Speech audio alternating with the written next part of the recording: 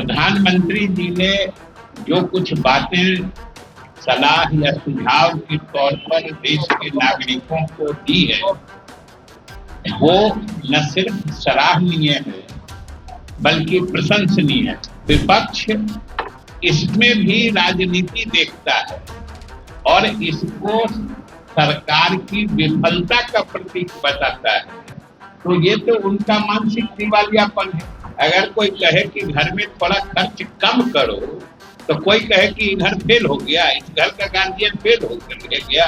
प्रधानमंत्री नरेंद्र मोदी ने जहां 1 वर्ष तक सोना ना खरीदने की लोगों को नसीहत दी है, वहीं उन्होंने साफ तौर पर कहा है कि पेट्रोलियम के बचत के लिए कहीं ना कहीं लोग जो हैं अपनी गाड़ी की जगह जो है प्राइवेट गाड़ी का उपयोग ज़्यादा करें और हो सके तो कम करें।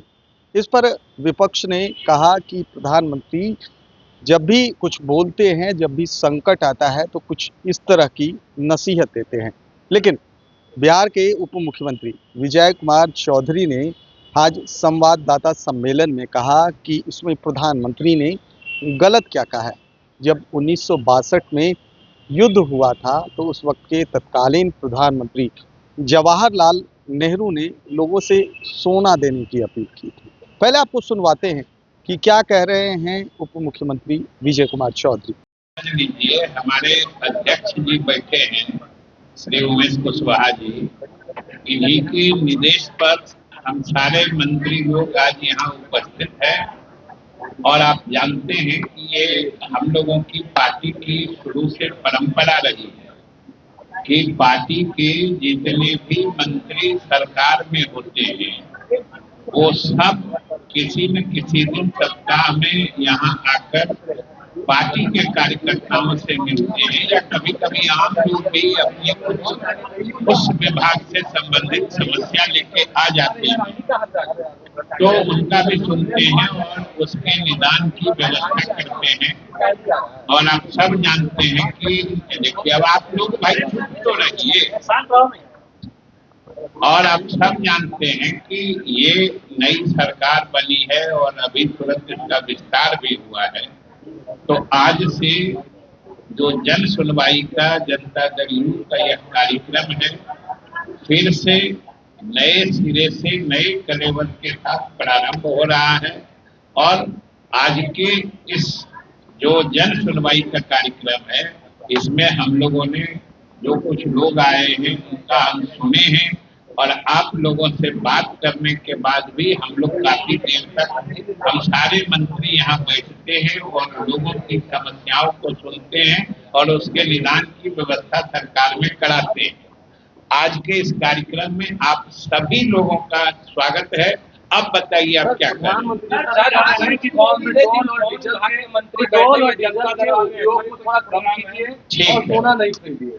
प्रधानमंत्री जी ने जो कुछ बातें सलाह या सुझाव के तौर पर देश के नागरिकों को दी है, वो न सिर्फ सराहनीय है बल्कि प्रशंसनीय है।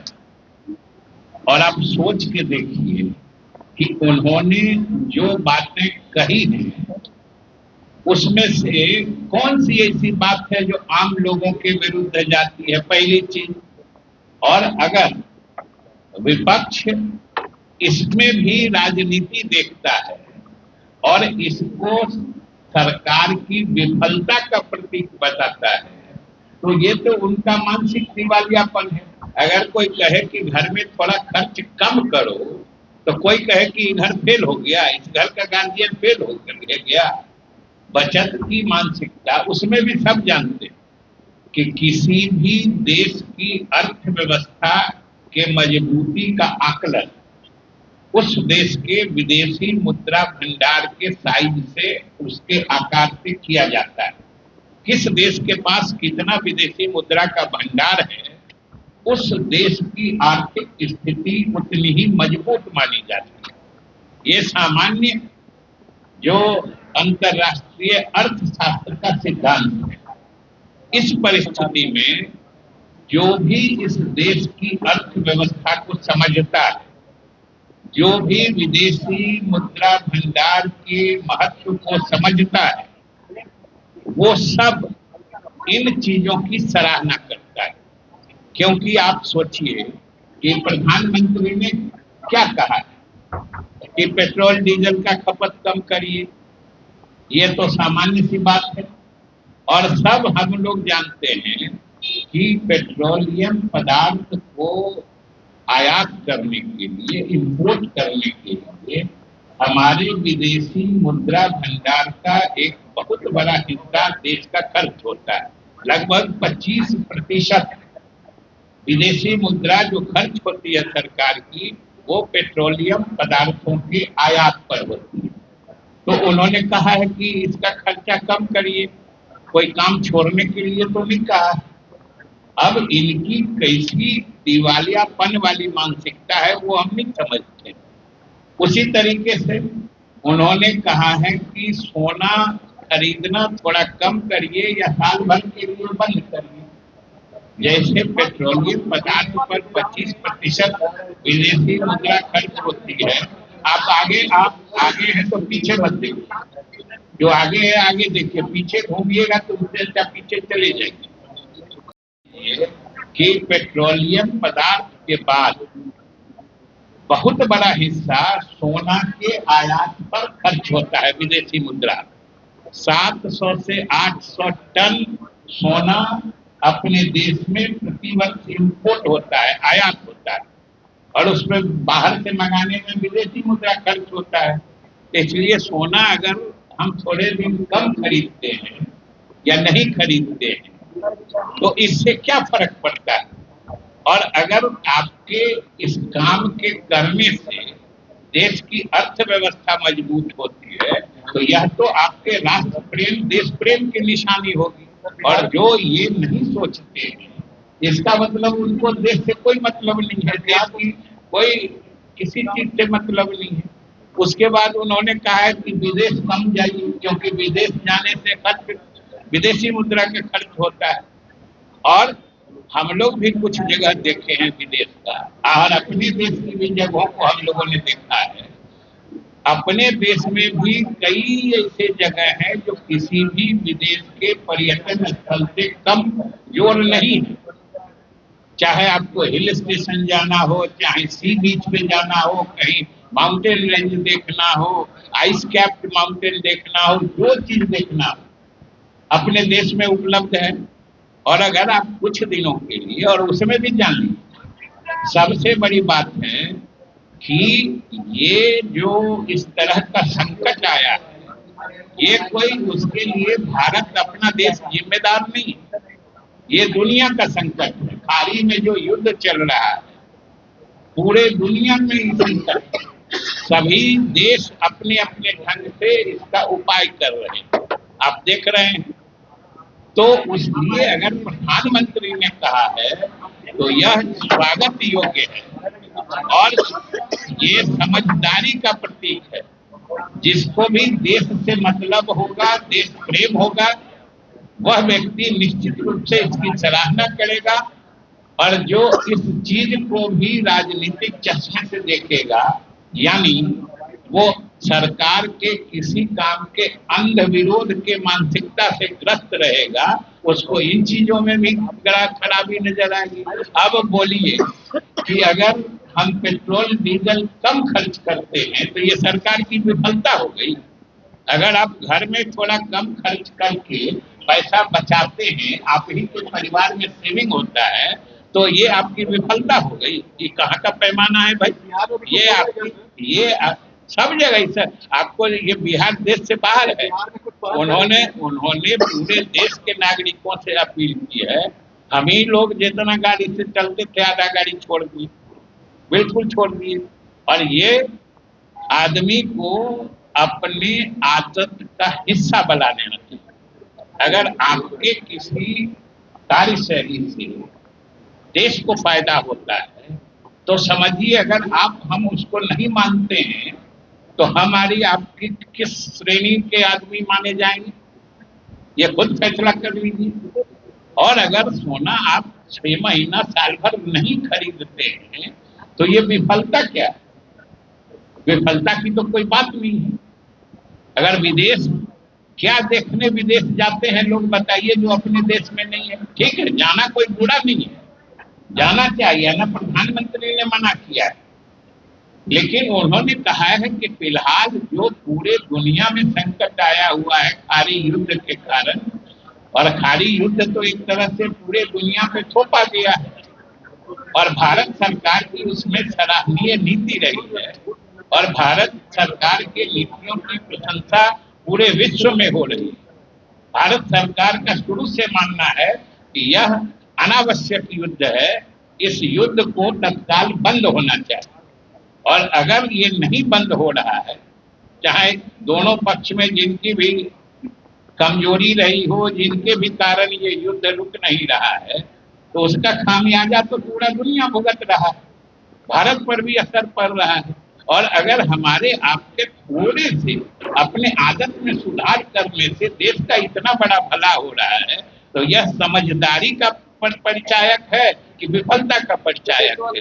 ये सोच का दिवालियापन की बात कह रहे हैं, तो आप सोचिए कि प्रधानमंत्री ने तो सिर्फ कहा है कि सोना अभी साल भर न खरीदिए तो अच्छा है, और कांग्रेस के प्रधानमंत्री जवाहरलाल नेहरू थे, तो भारत चीन युद्ध जब 1962 में हुआ था, तो उन्होंने नागरिकों से सरकार के लिए सोना दान करने की अपील की थी। लोगों ने सरकार को अपना सोना दे दिया था मुफ्त में, देश की इज्जत बचाने के लिए, और प्रधानमंत्री जवाहरलाल नेहरू ने इसका आमंत्रण दिया था, लोगों से अपील की थी।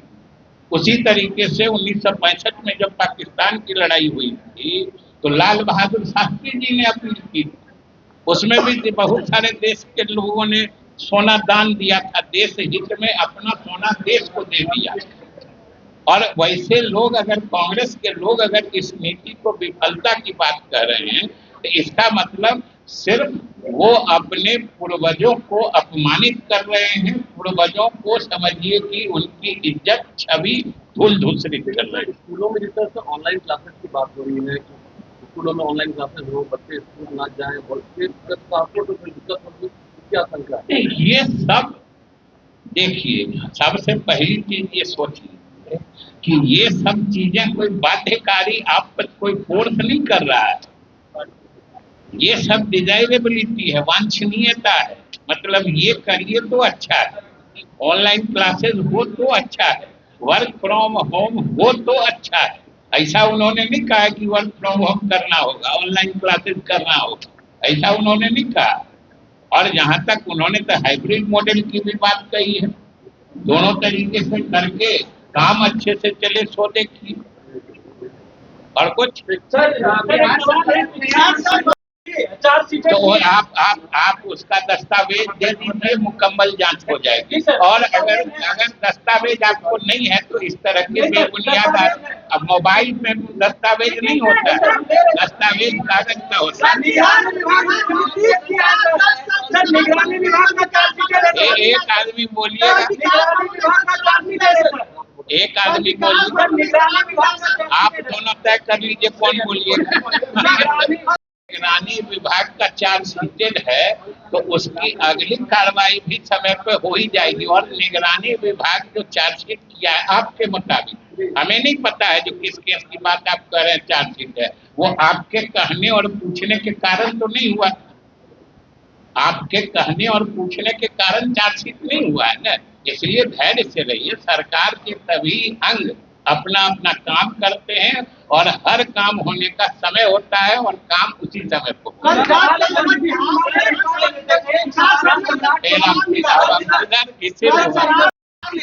दूसरे तरफ उनके कार्यालय के बाहर में तस्वीर में शराब की बोतलें मिली है सभी का। शराब की बोतलें मिली हैं? जी जी।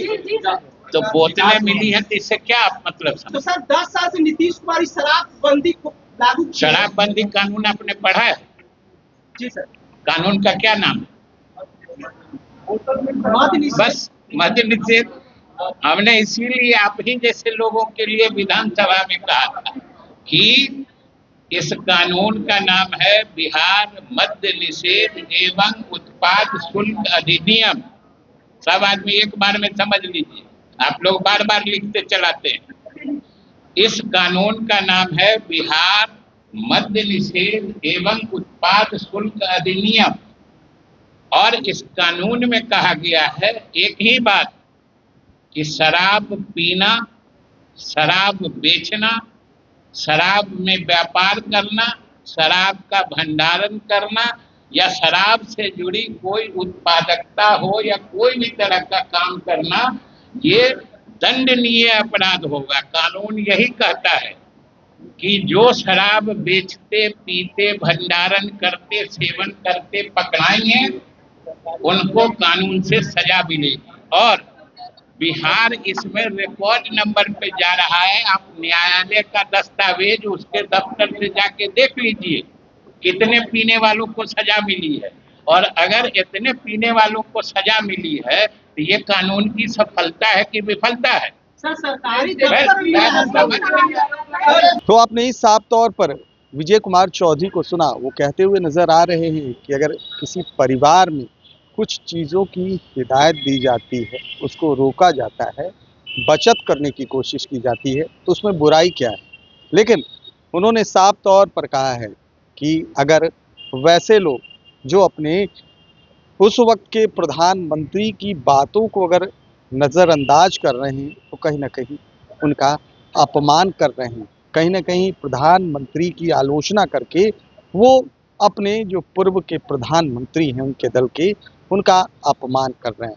फिलहाल जिस तरीके से प्रधानमंत्री ने कहा है कि पेट्रोलियम पदार्थों के संकट आने वाले दिनों में हो सकते हैं और इसको लेकर उन्होंने साफ चिंता जाहिर की है और लोगों से कम यातायात करने की को कहा है। साथ ही साथ ऑनलाइन स्कूल ट्यूशन वगैरह लेने को कहा है। वहीं उन्होंने विदेश यात्रा तक जाने से मना किया है। कहा है कि अगर आप छुट्टियां बिताने के लिए बाहर जाना चाहते हैं तो आप ना जाएं। भारत में ही बहुत ऐसे दार्शनिक जगह हैं जहां पर आप छुट्टियां मना सकते हैं। लेकिन विपक्ष लगातार हमलावर है। लेकिन आज उप मुख्यमंत्री विजय कुमार चौधरी ने उन तमाम विपक्षियों को करारा जवाब दिया है। कैमरा पर्सन गोलू के साथ सुधेंद्र रमन, NBC 24 पटना।